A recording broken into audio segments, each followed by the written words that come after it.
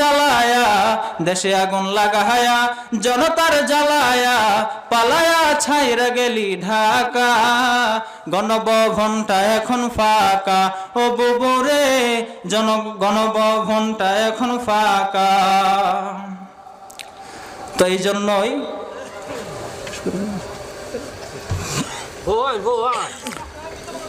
জন্যই আল্লাহ পাক রব্বুল আলামিন বলেন যে মাটির মানুষ মাটির মতো নরম হয়ে যাও, ক্ষমতার গরমে নিজেকে ধ্বংস করে ফেলো না।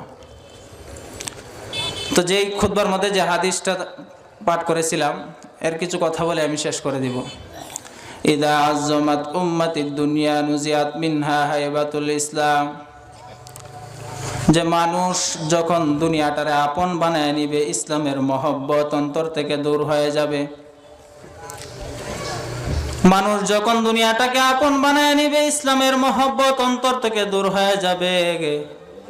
তিনটা অপরাধ যখন সমাজের মধ্যে চালু হবে, বলে এই অপরাধ যখন সমাজে অনর্গল হতে থাকবে, আল্লাহর আসমানি গজব এসে তাকে গ্রাস করে ফেলবে।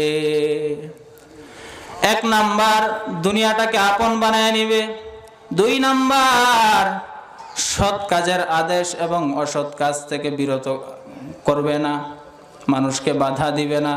তিন নাম্বার, ইযা তাসাব্বাত উম্মতি সাকাতাত মিন আইনিল্লাহ, মানুষ মুসলমান মুমিনে যখন গালাগালি ঝগড়াতে লিপ্ত হবে, আল্লাহর রহমতের নজর তার থেকে উঠায় নিবে।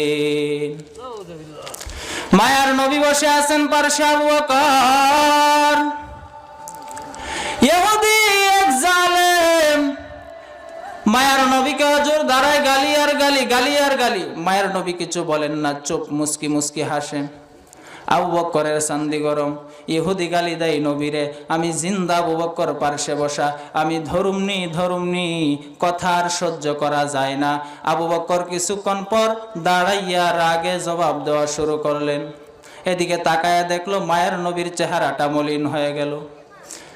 আবু বকর ডাক দিয়ে বলে, পয়গম্বর, ইহুদি আপনাকে এতক্ষণ গালি দেয়, আপনি মুস্কি মুস্কি হাসলেন, আমি জবাব দেওয়া মাত্র আপনার চেহারা মলিন হলো কেন? রাহমাতাল লিল আলামিন বলে, রে আবু বকর, ওই ইহুদি আমাকে যখন গালি দেয় আমি চুপ করে বসে আছি, আমি তাকায় দেখলাম আমার মাওলা একজন রহমতের ফেরেশতা পাঠাইয়া ওই ইহুদির গালির জবাব দেওয়াতেছিলেন।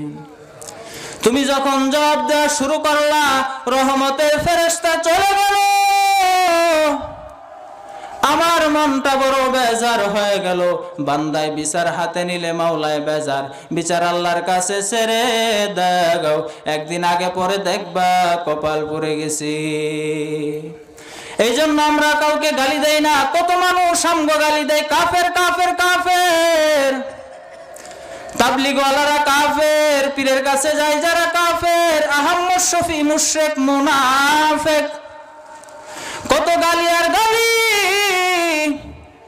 আমাদের মুরব্বীরা বলছে গালি যা দেয় উত্তর দেওয়ার দরকার নাই, আমার মাওলার কাছে কানতে থাকো, জঙ্গি জঙ্গি জঙ্গি। কত গান শুনলাম, কত কান্না কানলাম, এত কষ্ট করে পড়ি, না পামু সার্টিফিকেট, না পামু চাকরি, এরপরও গালি। খানা দেয় 2 বেলা, ডাউল আর পানি, বাটি মাপা ভাত, গ্যাস নাই, লাকড়ির চুলা।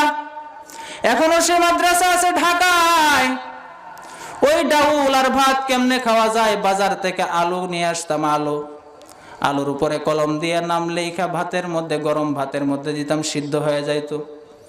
ভাত যখন হয়ে গেল নাম দেখে আলুটা নিতাম, দেখতাম দেরি হয়েছে, মাঝে মধ্যে ভাত নিতে সিরিয়ালে আলু নাই গেছে কোন দিকে।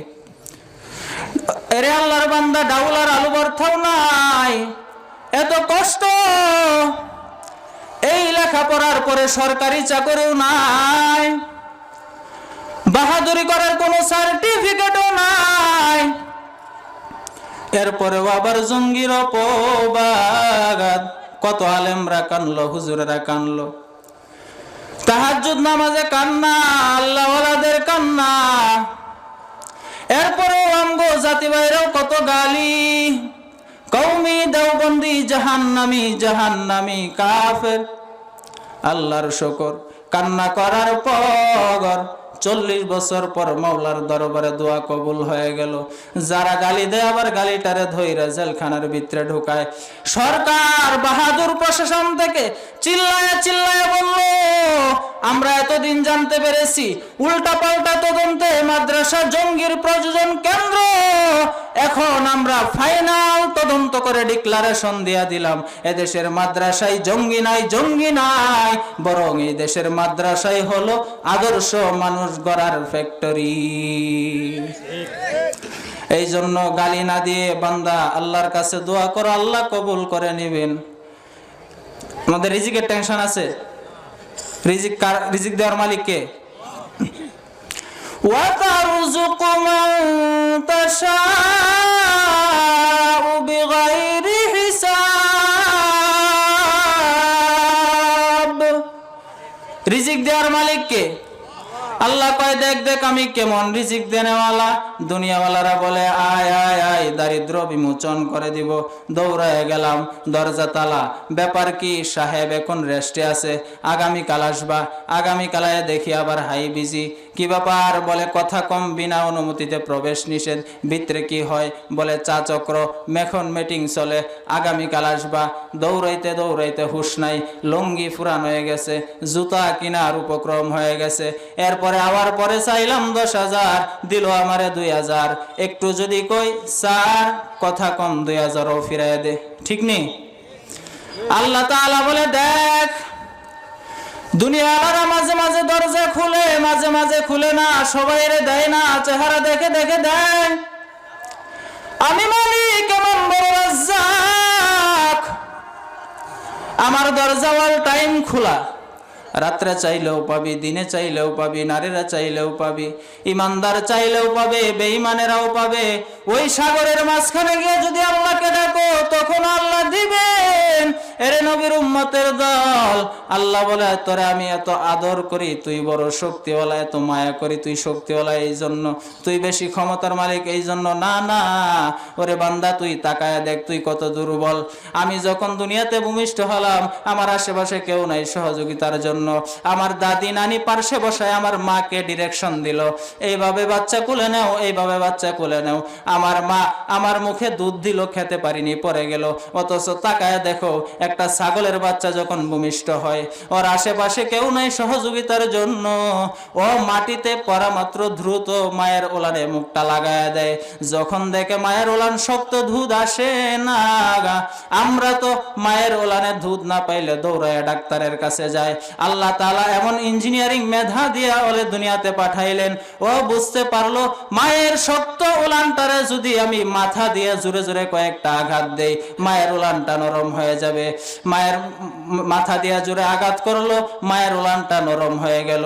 যখন মুখটা উলানে লাগায় দেয়, নহরের মতো দুধ প্রবাহমান আসতেছে। এরে বান্দা তুই দেখ, খানার দিক থেকেও তুমি বড় দুর্বল। তুমি ইঞ্জিনিয়ার হয়ে গেছো, বড় ইঞ্জিনিয়ার, পাওয়ার ক্ষমতা, একটা মশার পাওয়ারও তোমার কাছে নাই। পার্লামেন্টে ঢুকলে তোমার টিকিট লাগে, মশার কোনো টিকিট লাগে না। দেখছেন নি? কালা ফোসা গলারা রাইফেল নিয়ে রেডি। মশাই যে ঢুকছে নাকের কানের বাড়ি দিয়ে ভন ভন আওয়াজ করে। যদি বেতালে গুল্লি মারো নিজের কপাল পুড়ে যাবে, আমগো মিসকল কিন্তু বন্ধ হবে না। দেখ তোর এসি মশারি ছিদ্রও কিন্তু আমাদেরকে আটকায় রাখতে পারে না। তুই জনগণের প্রতিনিধি, 10 জনের চাকরি দিতে তোর ঘাম ছুটে যায়। অথচ আমি আল্লাহ একটা মশাকে কেন্দ্র করে এই জমিনে কোটি কোটি মানুষ রিজিক পায়। আমি মশা আছি তো কয়েল আছে, আমি মশা আছি তো মশারি আছে, আমি মশা আছি বলেই তো স্প্রের উদ্বোধন হয়েছে। ওই এক একটা ফ্যাক্টরিতে হাজার হাজার মানুষ চাকরি করে খানা পায়, শুধু আমি মশার কারণে। এবং তুই এত দুর্বল, ওয়া খুলিকাল ইনসানু যায়ফা। এবং তুই এত দুর্বল, আমি জানি তুই জাহান্নামের আযাব সহ্য করতে পারবি না। এরে নবীর উম্মতের দল, তুই দুনিয়াতে যাওয়ার পর তুই মা বাবাকে আব্বা আম্মা বলে ডাক দেও। এই জিব্বাই তোর আব্বাই বানাই না, আম্মাই বানাই না গায়। ওই জিব্বাটা দিয়ে যে তুই আব্বাকে আব্বা বলে ডাক দিতে, আম্মাকে আম্মা বলে ডাক দিলি, আমার কোনো আফসোস নাই, বাধা নাই। ওই জিহ্বাটাও দিয়েছি আমি আল্লাহ। মায়ের গর্ভেও নাপাক রক্ত দিয়ে নাপাক করি নাই। তুই আম্মাকে আম্মা বলে ডাক, আব্বাকে আব্বা বলে ডাক, কোনো বাধা না গায়। কিন্তু ওই জিহ্বাটা দিয়া যদি ফাঁকে ফাঁকে একবার আমাকে আল্লাহ বলে ডাক দিতি, আমি আল্লাহ বড় খুশি হয়ে যাইতাম। তোর একটা ডাকের কারণে জীবনের সব গুনাহগুলো মাফ করে দিতাম। এরে আল্লাহর বান্দা, আমি চাই না তুই জাহান্নামে যা। তুই জানো না জাহান্নাম যে কত ভয়ানক। এই জমিন থেকে তোর 1,00,000 গুণ বড় সূর্য 9,30,00,000 মাইল দূর, এরপরও এর তাপ সহ্য করা যায় না। হাসরের ময়দানে সূর্যটা চলে আসবে মাথার উপরে, সূর্যের তাপে জমিনটা হয়ে যাবে তামাগা। ওই সূর্যের তাপ সহ্য করতে না পারে মানুষ বেকার হয়ে চিল্লানো শুরু করবে। মানুষ এত পাগলের মতো ছুটাছুটি করবে আর চিল্লাইবে, কারণ আমল নামা ডান হাতে আসবে নাকি বাম হাতে আসবে জানা নাই। যদি ডান হাতে আসে কপাল ভালো, জান্নাত পাওয়ার আশা। আল্লাহ না করুন আমল নামা যদি বাম হাতে আসে, আই জাগায় জাহান্নাম ছাড়া জান্নাত পাওয়া যাবে না। বাম হাতে যাদের আল্লাহ আমল নামা দিবেন, আল্লাহ বলবেন ও ফেরেশতা, আজকে আমি এদেরকে সোজা হাতে আমল নামা দিব না। তো কেমনে দিবেন আল্লাহ? আল্লাহ বলবেন এই বান্দারে কত নিয়ামত দিয়েছি, বান্দা আমার নিয়ামত মানে না গায়, আমার নিয়ামতকেও স্বীকার করে বান্দা গুনাহগার দুনিয়ার পিছনে ছুটে ছুটে আমাকে ভুলে গেছে। আমি আল্লাহ আজকে ইনসাফের বিচার করব, বাহাদুরির মজা দেখাবো।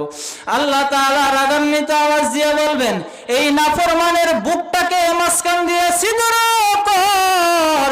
বুকটাকে মাঝখান দিয়ে ছিদ্র করিয়া বাম হাতটাকে বুকের এই ছিদ্র দিয়ে ঢুকাও। বাম হাতটা বুকের এই ছিদ্র দিয়ে পিছন দিকে টেনে বের করো।